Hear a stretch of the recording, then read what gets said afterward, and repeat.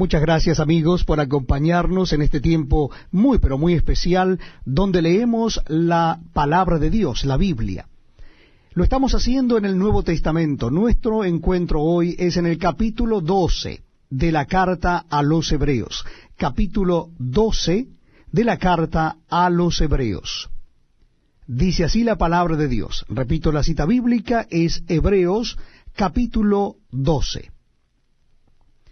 Por tanto, nosotros también, teniendo en derredor nuestro tan grande nube de testigos, despojémonos de todo peso y del pecado que nos asedia, y corramos con paciencia la carrera que tenemos por delante, puestos los ojos en Jesús, el autor y consumador de la fe, el cual por el gozo puesto delante de él sufrió la cruz, menospreciando el oprobio, y se sentó a la diestra del trono de Dios.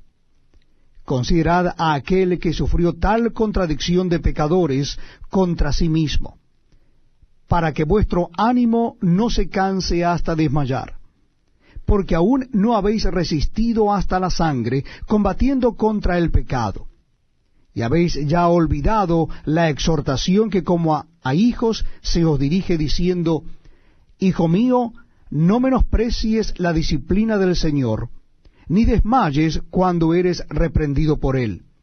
Porque el Señor al que ama disciplina, y azota a todo el que recibe por hijo. Si soportáis la disciplina, Dios os trata como a hijos, porque ¿qué hijo es aquel a quien el Padre no disciplina? Pero si se os deja sin disciplina, de la cual todos han sido participantes, entonces sois bastardos y no hijos. Por otra parte, tuvimos a nuestros padres terrenales que nos disciplinaban y los venerábamos. ¿Por qué no obedeceremos mucho mejor al Padre de los Espíritus y viviremos? Y aquellos, ciertamente, por pocos días nos disciplinaban como a ellos les parecía. Pero para lo que nos es provechoso, para que participemos de su santidad. Es verdad que ninguna disciplina al presente parece ser causa de gozo, sino de tristeza, pero después da fruto apacible de justicia a los que en ella han sido ejercitados. Por lo cual, levantad las manos caídas y las rodillas paralizadas, y haced sendas derechas para vuestros pies, para que lo cojo no se salga del camino, sino que sea sanado. Seguid la paz con todos y la santidad, sin la cual nadie verá al Señor. Mirad bien, no sea que alguno deje de alcanzar la gracia de Dios, que brotando alguna raíz de amargura os estorbe y por ella muchos sean contaminados. No sea que haya algún fornicario o profano como Esaú, que por una sola comida vendió su primogenitura. Porque ya sabéis que aún después, deseando heredar la bendición, fue desechado, y no hubo oportunidad para el arrepentimiento, aunque la procuró con lágrimas. Porque no os habéis acercado al monte que se podía palpar, y que ardía en fuego, a la oscuridad, a las tinieblas y a la tempestad, al sonido de la trompeta y a la voz que hablaba, la cual los que la oyeron rogaron que no se les hablase más, porque no podían soportar lo que se ordenaba. Si aún una bestia tocare el monte, será apedreada o pasada con dardo. Y tan terrible era lo que se veía, que Moisés dijo: Estoy espantado y temblando. Sino que os habéis acercado al monte de Sión, a la ciudad del Dios vivo, Jerusalén la celestial, a la compañía de muchos millares de ángeles, a la congregación de los primogénitos que están inscritos en los cielos, a Dios el juez de todos, a los espíritus de los justos hechos perfectos, a Jesús el mediador del nuevo pacto, y a la sangre rociada que habla mejor que la de Abel. Mirad que no desechéis al que habla, porque si no escaparon aquellos que desecharon al que los amonestaba en la tierra, mucho menos nosotros si desecháremos al que nos amonesta desde los cielos. la voz del cual conmovió entonces la tierra, pero ahora ha prometido diciendo, aún una vez, y conmoveré no solamente la tierra, sino también el cielo. Y esta frase, aún una vez, indica la remoción de las cosas movibles como cosas hechas para que queden las inconmovibles. Así que, recibiendo nosotros un reino inconmovible, tengamos gratitud, y mediante ella sirvamos a Dios, agradándole con temor y reverencia, porque nuestro Dios es fuego consumidor. Bendiciones, hermanos, bienvenido una vez más a los estudios de estos días, viernes. Razones para soportar tiempos desalentadores, parte 3 y último de Hebreos 12, del 25 al 29. Ya hemos escuchado el audio completo de este capítulo. Sigamos en el estudio de Hebreos 12, en el verso 25. Mirad que no desechéis al que habla, porque si no escaparon aquellos que desecharon al que los amonestaba en la tierra, mucho menos nosotros sí desecharemos al que amonesta desde los cielos, la voz del cual conmovió entonces la tierra, pero ahora ha promovido diciendo aún una vez, y conmoveré no solamente la tierra, sino también el cielo. Y esta frase, aún una vez, indica la remoción de las cosas móviles como cosas hechas para que queden las inconmovibles. Así que, recibiendo nosotros un reino inconmovible, tengamos gratitud y mediante ella sirvamos a Dios agradándole con temor y reverencia. Oremos. Señor, te damos gracias por una vez más poder abrir tu palabra, escudriñarla y que por medio de tu Espíritu Santo nos hable por medio de la Escritura. Señor, gracias por los hermanos presentes y aquellos que van a escuchar. Amén. Dice Griffith Thomas, señaló que la gramática y la frase antiguas indica lo siguiente, donde un análisis de los versos 25 al 28 en el libro de los Hebreos, estamos recibiendo constante y perpetuamente del griego un reino inconmovible. Primero, lo hemos recibido en promesa. Una promesa de un hombre confiable es tan segura como tener las cosas mismas. Segundo, lo tenemos en principio y vemos los principios del reino de Dios actuando en el mundo. Tercero, lo hemos recibido con poder y vemos el poder milagroso y transformador de Dios obrando en el mundo de hoy. Cuarto, hemos recibido parte de la provisión y protección del reino porque nuestro Rey provee para nosotros y nos protege. Quinto, lo hemos recibido en comunidad porque nuestras reuniones congregacionales son comunidades del reino. Porque no pensamos que no debemos ser reverentes porque nos reunimos al llamado del Evangelio, dice Spurgeon. No soñemos que Dios, que es fuego consumidor en la cima del Sinaí, es menos terrible bajo el Evangelio que bajo la ley, porque no es así, nos dice Spurgeon. Verso 29, haciendo un análisis desde lo que nos trata Berkeley en su comentario. Aquí el autor empieza con un contraste que es también una advertencia para todos nosotros, y Moisés trajo a la tierra los oráculos de Dios. La palabra que usa, germatisei, implica que Moisés fue solo el transmisor de aquel oráculo, el instrumento que Dios usó para hablar, pero a pesar de todo, el que quebranta aquellos mandamientos no escapará del castigo. Por otra parte, está Jesús, la palabra que se usa en relación con él, la ley, implica una comunión directa de Dios. Jesús no era simplemente un transmisor de la voz de Dios, dice Berkeley, sino la misma voz de Dios. Siendo así, con cuántas más razón recibiremos castigo el que se niega a obedecerle. Si una persona merecía la condenación por no prestar atención al mensaje incompleto de la ley, cuanto más la merezca el que no presta atención al perfecto mensaje del Evangelio. Como el Evangelio es la plena revelación de Dios, el que lo oye tiene un doble y seria responsabilidad, y su condenación será tanto mayor si lo rechaza. Hebreos, el escritor, sigue desarrollando otros pensamientos, dice Berkeley. Cuando se promulgó la ley, la tierra fue conmovida. Todo el monte Sinaí humeaba porque el Señor había descendido sobre el fuego. Y el humo subió como el humo de un horno, y todo el monte se estremecía en gran manera. Éxodo 19:8. Tiembla tierra en la presencia del Señor. Salmo 114:7. La tierra tembló y los cielos derramaron lluvia ante la presencia del Señor.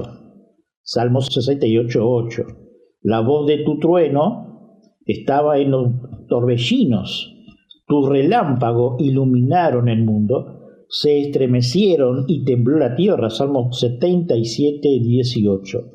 El autor de Hebreos encuentra otra referencia a un temblor de tierra en Ageo 2:6, dice Berkeley. Allí, la traducción griega del Antiguo Testamento dice una vez más dentro de algún tiempo. El texto hebreo dice muy pronto. Sacudiré los cielos y la tierra y el mar y la tierra seca. El autor de Hebreos lo toma como un anuncio del día en que esta tierra pasará y empezará la nueva era. Ese día se destruirá todo lo mutable, lo único que quedará serán las cosas inmutables, entre las que ocupa el primer lugar nuestra relación con Dios, dice Berkeley. Todas las cosas pueden ser destruidas, el mundo tal como lo conocemos puede ser desarraigada, la vida como la experimentamos en carne propia puede llegar a su fin, pero una cosa permanente y eterna, la relación que el cristiano tiene con Dios. Y así terminamos con el libro, también con un pensamiento de Spurgeon. La gloria de Dios, nuestro reino, es inconmovible. Ni siquiera la dinamita puede tocar nuestro dominio. Ningún poder en el mundo, ningún poder en el infierno puede quebrantar el reino que el Señor ha dado a sus santos, con Jesús como nuestro monarca. No tenemos ninguna revelación ni anarquía, porque el Señor ha establecido este reino sobre una roca y no puede ser conmovida ni removida, dice Spurgeon, llegando al final de el capítulo 12, desde el 25 al 29. Ahora ingresamos al capítulo 13, en 7 de los versículos que vamos a ver. El tema es vivir una vida cristiana. Parte 1. El versículo 1, que dice: permanezca el amor fraternal, no os olvidéis de la hospitalidad, porque por ella algunos, sin saberlo, hospedaron ángeles. Acordaos de los presos como si estuvierais presos juntamente con ellos, y de los maltratos como que también vosotros mismos estáis en el cuerpo. Eso es el verso 1 al 3 del capítulo 13 de Hebreo. El escritor nombra una antigua palabra griega del sustantivo femenino Filadelfia. En español es el amor fraternal. En las escrituras encontramos 4 tipos de amor, desde el griego eros, estorge, filia y ágape. Vamos a analizar cada uno de ellos para tener un contexto y saber de qué se trata. Eros expresa amor sexual, pero la palabra no se encuentra en ninguna parte del Nuevo Testamento. Sí podemos verla en 1 Corintios 7, 3, 5 como una simulación. El marido cumpla con la mujer el deber conyugal, y asimismo la mujer con el marido. La mujer no tiene potestad sobre su propio cuerpo, sino el marido, ni tampoco tiene el marido potestad sobre el propio cuerpo, sino la mujer. No os neguéis el uno al otro, a no ser por algún tiempo de mutuo consentimiento, para ocuparos sosegadamente en la oración y volver a juntaros en uno, para que no os tiente Satanás a causa de vuestra incontinencia. Así nos dice el apóstol Pablo. También nos dice en el capítulo 13, que estamos viendo, verso 4, honroso sea en todo el matrimonio y el lecho sin mancilla, pero a los fornicarios y a los adúlteros lo juzgará Dios. Storge se relaciona con el amor familiar natural, como el amor entre un padre y un hijo. En el Nuevo Testamento la forma negativa de storge se usa 2 veces. Storgos significa desprovisto de afecto natural o instintivo, sin afecto por los parientes.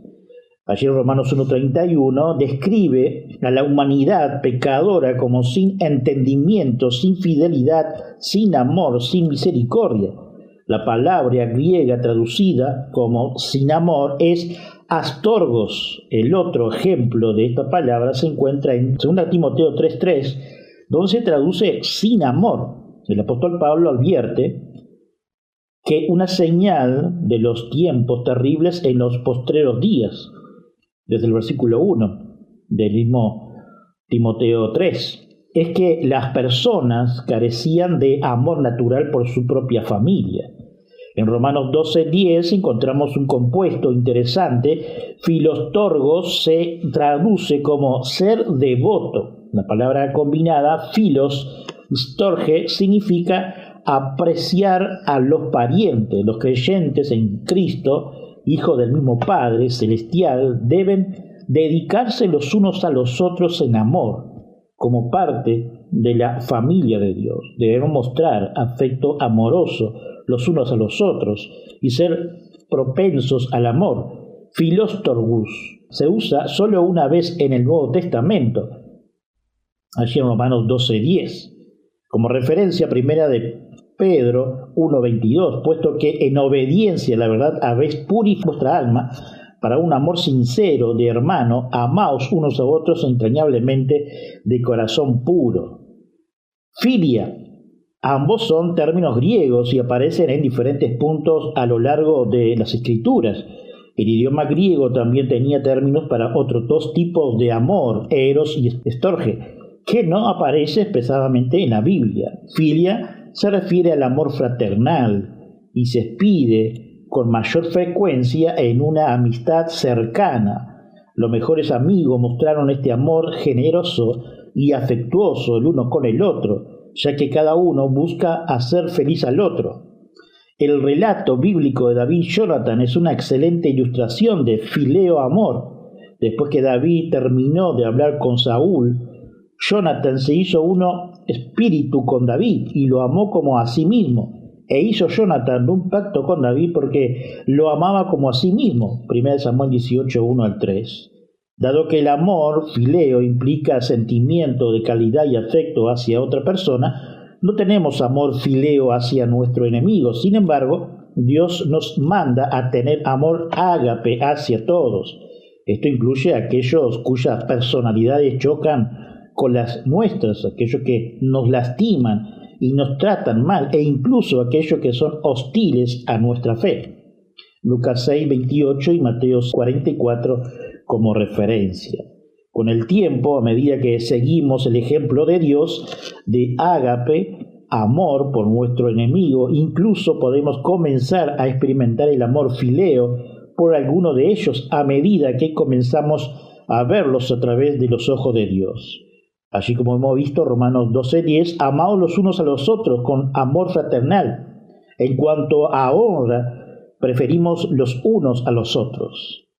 Ágape, la palabra griega ágape a menudo se traduce como amor en el Nuevo Testamento. ¿En qué se diferencia el amor ágape de otros tipos de amor?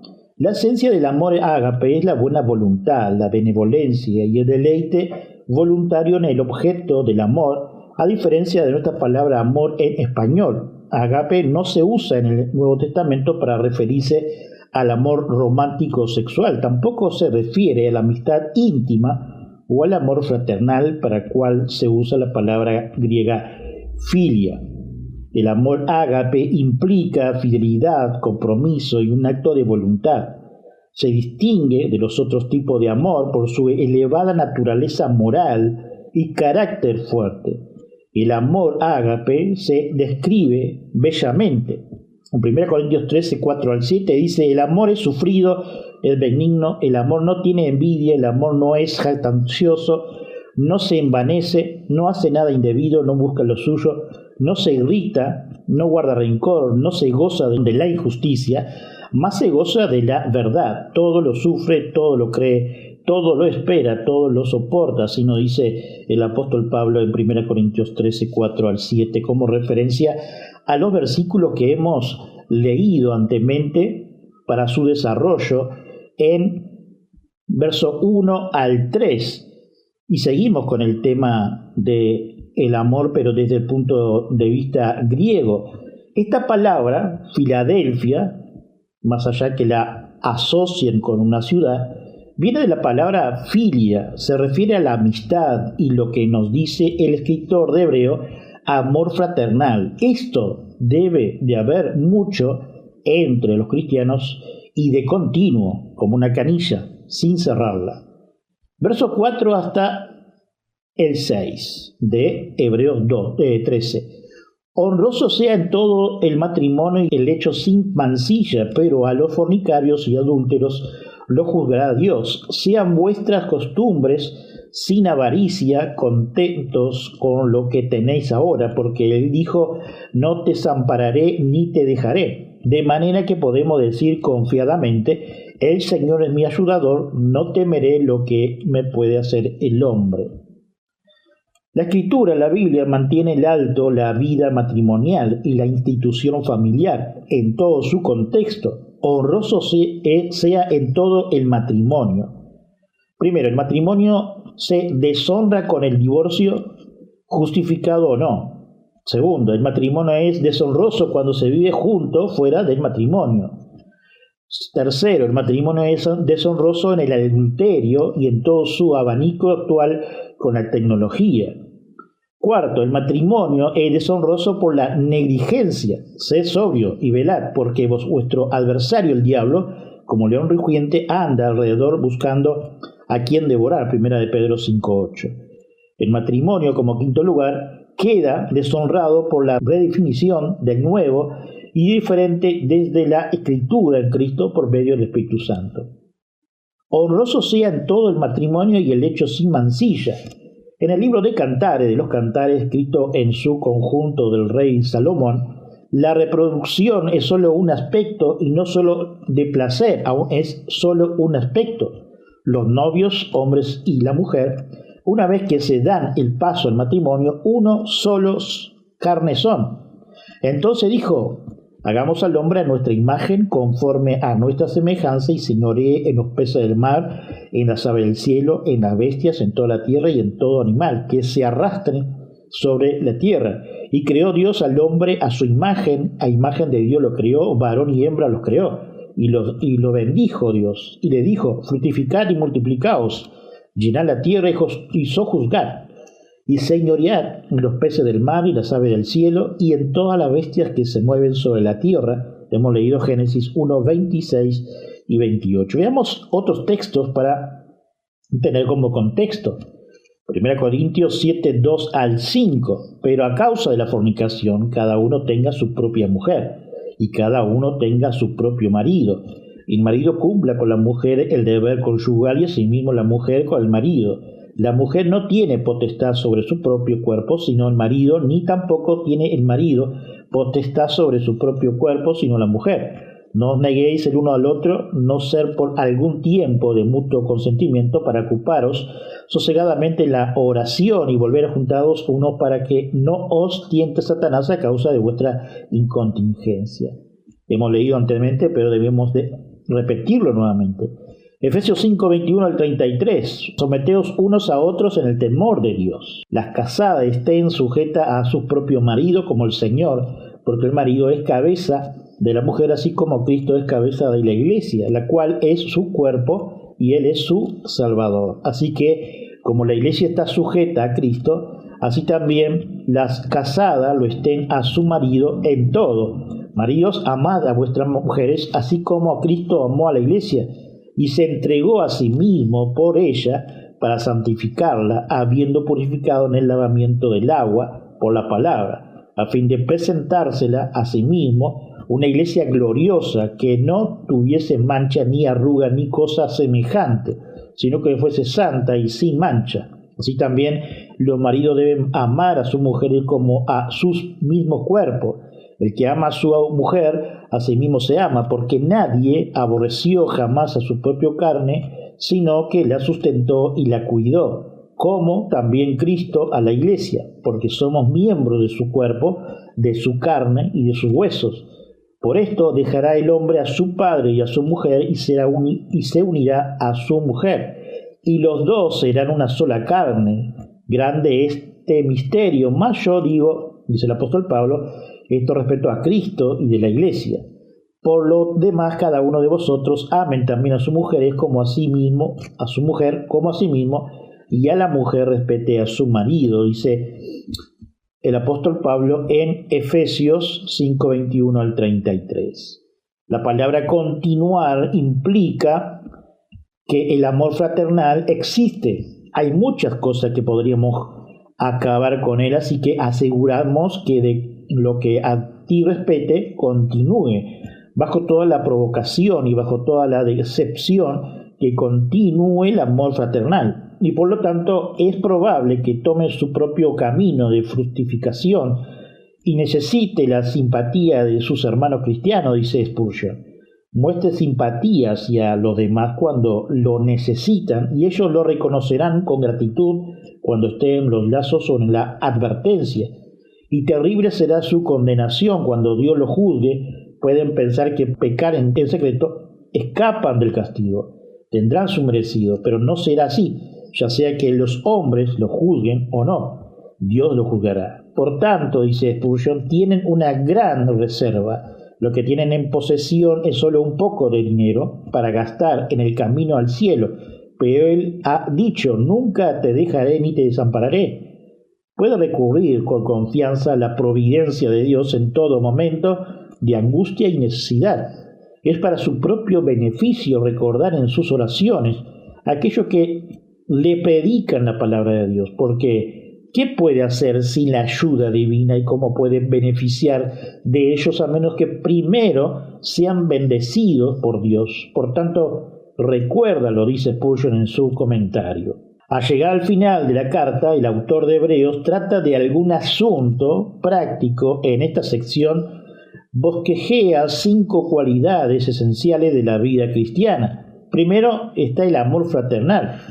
La misma circunstancia, dice Berkeley, en que vivía la iglesia primitiva ponía en peligro a veces el amor fraternal. El mismo hecho de tomar tan en serio su fe era en cierto sentido un peligro. Una iglesia que está amenazada desde fuera y desplazada en serio por dentro, se presenta siempre 2 peligros. Uno es el de la casa de brujas, es decir, el complejo de herejía, el mismo deseo de conservar la pureza de la fe provocada, el que algunos se dediquen afanosamente a descubrir y eliminar la de herejía, y el que se ha desviado de la fe.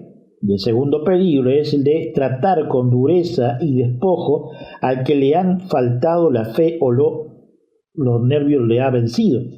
La misma necesidad, dice Berkeley, de una lealtad sin contemplación en medio de un mundo pagano y hostil, tiende a añadir rigor en el trato con el que no tuvo valor para permanecer fiel a la fe en la hora de las crisis. Es una gran cosa mantener la fe en toda su pureza, pero cuando el deseo de mantener nos convierte en inquisidores, duro y despiadado, es que ha desaparecido el amor fraternal y llegar a una situación que es peor que la que querían evitar. Sea como sea, tenemos que combinar 2 cosas: la seriedad en la materia de la fe y la amabilidad hacia la persona que se ha desviado. Así nos dice Berkeley. Segundo, está la hospitalidad. El mundo antiguo respeta y amaba la hospitalidad. Los judíos tenían un dicho: 6 cosas cuyo fruto con el hombre en este mundo y por las que se están en elevar en el mundo venidero. Y la lista empieza por ofrecer hospitalidad al forastero y visitar al enfermo. Los griegos le daban a Zeus como uno de sus títulos favoritos, el de Zeus Shen, que quiere decir Zeus, el dios de los forasteros. El visitante y el forastero estaban bajo la protección del rey de los dioses. La hospitalidad, como dice Moffat, era un artículo de la religión antigua. Las posadas eran sucias, caras, inseguras y de mala fama. Los griegos se resistían a que la hospitalidad dependiera del dinero. La profesión de posado se tenía por sospechoso. Habla de un posadero que retenía a los huéspedes hasta que lo pagaran sin dejar nada debido.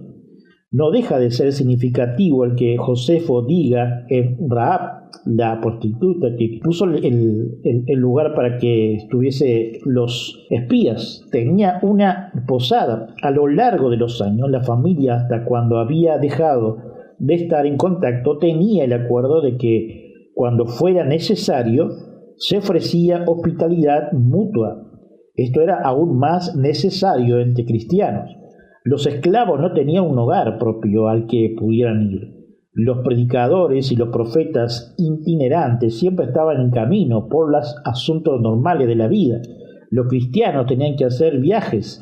Las posadas públicas no eran solución tanto por la carencia o inseguridad y la inmoralidad.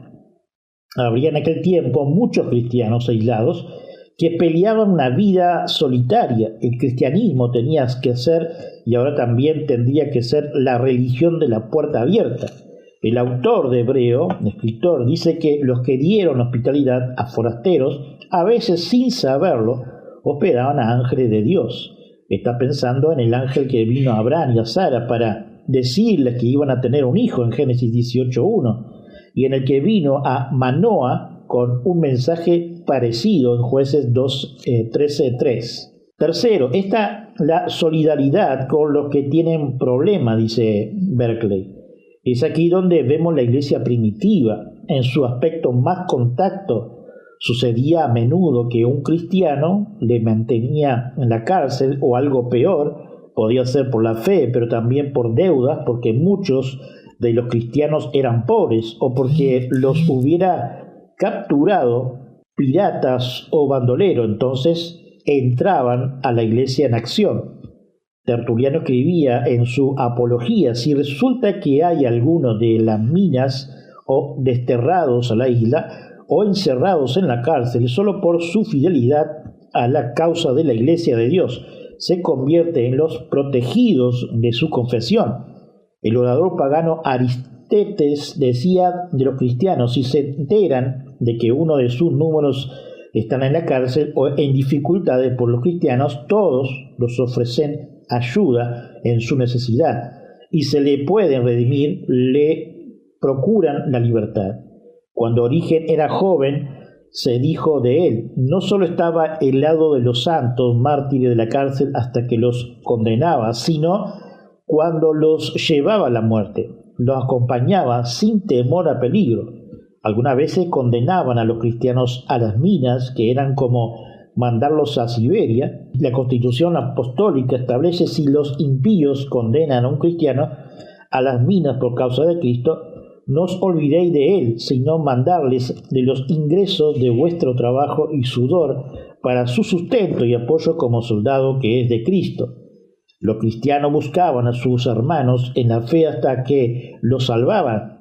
De hecho, dice Berkeley, había una comunidad cristiana en las minas de Ferón. A veces había que rescatar a los cristianos que caían en poder de ladrones o bandidos, cuando los ladrones Numidia se llevaron a sus amigos cristianos.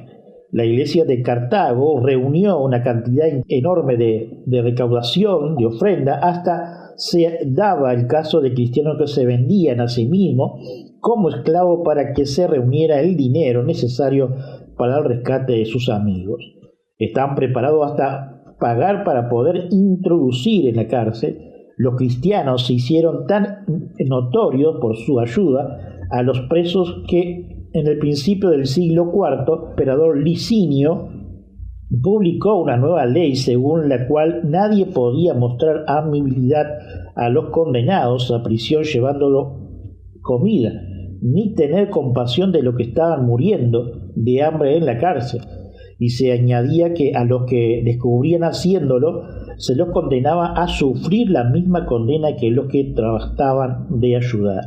Estos ejemplos están tomados de la obra de Harnack, La expresión de los cristianos, en su libro, y se podría añadir otros más. En los primeros tiempos, ningún cristiano que sufría por su fe se vería abandonado u olvidado por sus hermanos, dice Beckley. Cuarto, estaba la pureza. Lo primero, el matrimonio se respeta universalmente. Esto podía querer decir una de dos cosas casi opuestas. Había ascetas que discriminaban a los matrimonios. Algunos hasta llegaban a castrarse para llegar a lo que ellos consideraban la pureza. El autor de Hebreos insiste frente a estos ascetas que hay que honrar y no despreciar el matrimonio. B. Habían quienes estaban en peligro de volver a la inmoralidad, dice Berkeley. El autor, escritor de Hebreo, usa estas dos palabras. Una denota vivir en adulterio, la otra clase de impureza, tal como el vicio contra la naturaleza. Los cristianos trajeron en el mundo un ideal nuevo de pureza. Hasta los paganos lo reconocían. Cuando Plinio, el gobernador de Bitinia, examinaba a los cristianos, informaban al emperador Trajano. Tenía que admitir, aunque estaban buscando razones para condenarlos, que en sus reuniones en el día del Señor se comprometían bajo juramento no a cometer ningún crimen, sino a no cometer robos, ni hurtos, ni adulterio, ni faltar a su palabra, o negarse a devolver un depósito cuando se le reclamaba. En los primeros tiempos de los cristianos presentaba el mundo del tal ejemplo de pureza que hasta sus críticos o sus enemigos no podían por menos de admitirlo, dice Berkeley. Quinto, está el contentamiento. El cristiano tiene que mantenerse libre del amor al dinero.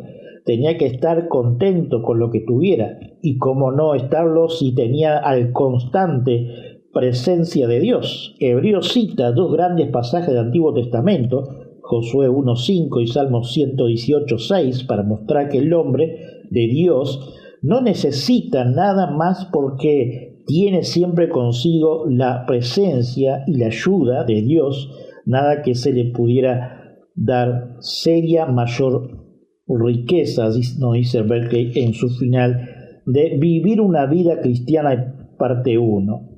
Y terminamos orando así, hermanos. Señor, gracias por esa honestidad que tú nos enseñas por medio de tu palabra, pero también, Señor, por cada una de las cosas que tú nos brindas en cada una de las escrituras, que tú nos enseñas en cada momento por medio de ellas. Señor, que cada una de estas palabras fructifiquen en nuestro corazón y nuestra vida, en nuestra alma, siendo también ejemplo alrededor de nosotros, en nuestro matrimonio, con nuestros hijos, pero también en la familia y al que nos rodea en el barrio. Oh Señor, de aquellos hermanos que no han podido participar, tú estés bendiciendo como los que estamos hoy presentes. También, Señor, te pedimos por cada necesidad que tenemos en nuestras vidas. Señor, gracias porque tú nos sostienes, pero también, Señor, te pedimos por cada uno de los hermanos que están siendo perseguidos en diferentes puntos del mundo. Oh Señor, que tú estés abrigándoles y también